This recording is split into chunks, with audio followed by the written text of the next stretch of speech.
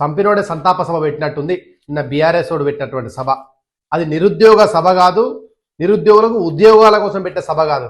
అది ముమ్మాటికి TRS party alias BRS party వాళ్ళ ఉద్యోగాలు పోయినాయి కాబట్టి వాళ్లకు ఉద్యోగాలు రావడం కోసం మరోసారి నిరుద్యోగులు మోసం చేయడానికి పెట్టిన సభ. తెలంగాణ వచ్చినాక ప్రభుత్వం ఏర్పడ్డాక 2 లక్షల మంది టెంపరవరీ కొలువులు ఉన్నాయి తెలంగాణ రాష్ట్రంలో. ఇదంతా తీసి అసలు మొత్తం టెంపరవరీ తీసేసి మొత్తం పర్మనెంట్ ఉద్యోగాలు చేస్తా అని చెప్పిండు. ఇదే కేసీఆర్ గారు ఊ అంటే ఉద్యోగాలు అంటాడు.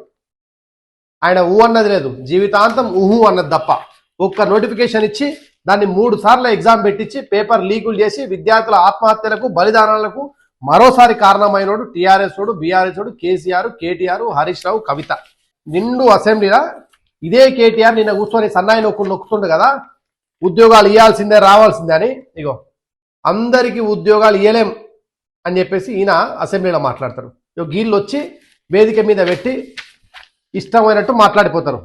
ఉద్యోగ నోటిఫికేషన్ రావట్లేదని చెప్పేసి ఆత్మగౌరవంతో బతకడం కోసం నిరుద్యోగులు అనేకమైన పోరాటాలు చేస్తే ఆ పోరాటాలలో చనిపోయినటువంటి నిరుద్యోగులు కూడా కించపరిచేలాగా మాట్లాడినోడు ఈ కేటీఆర్ గారు.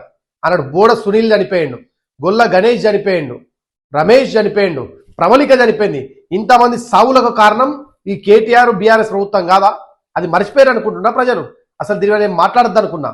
రాత్రి నుంచి ఒకటే మెసేజ్లు నిరుద్యోగులు, అన్నా దీన్ని ఎవరో ఒకరు మాట్లాడాలి, లేకపోతే దొంగలు చెప్పేటటువంటి దొంగ మాటలన్నీ కూడా నిజంగా నమ్ముతారు ప్రజలు కాబట్టి మీరు మాట్లాడాలి అన్నందుకు నేను ఈరోజు మాట్లాడుతున్నా. ఇక కాంగ్రెస్ సంగతి ఏం అయిపోలే.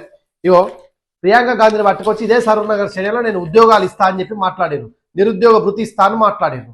ఇక ప్రియాంక గాంధీ చెప్పింది సరిపోదన్నట్టుగా సోనియా గాంధీ వీళ్ళ ఆరాధ్య నాయకురాలు ఈమెతో సంతకం పెట్టించి మరి గ్యారంటీ కార్డు రిలీజ్ చేసిన ఉద్యోగాలతో పాటు అనేకమైనటువంటి యూత్ డిక్లరేషన్స్ అన్ని కూడా.